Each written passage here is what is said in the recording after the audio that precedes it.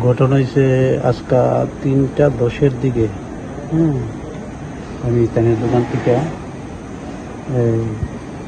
5 লক্ষ টাকা লইছি আমার ভাগ্নি বিয়া উপলক্ষে। আমি তার দোকান থেকে টাকা লইছি, লইয়া বাড়ি যাবার পথে 5 জন 2টা বাইকে করে আমার পিছনে ধাবা দিছে। ধাবা দেওয়ার পর আমার সামনে গা আটকায় এসে আমার প্রথম চাবিটা খুলে নিয়ে টুল বক্সে আসছিল টাকা, 5 লক্ষ টাকা ছিনতাই করে নিয়ে গেছে।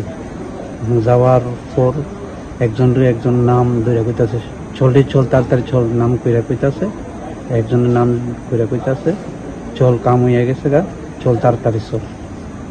এই সব কইয়া তারা এখান থেকে চলে গেছে। চিনছি দুইজন অটোমেটিক চিনছি, দেখলেই আমি চিনি। বাড়ি কই তা চিনি না, কিন্তু চেহারা আমি দেখলে চিনি। আমার বোনের জামা, এটা আমার ভাগ্নি বিয়া। প্রথমেই তো বললাম যে কমলা শাকন। আমি তানের দোকান থেকে, তানের আগে বলে দোকান নিজ বাজার ঘুরছে 2 নম্বর গেট।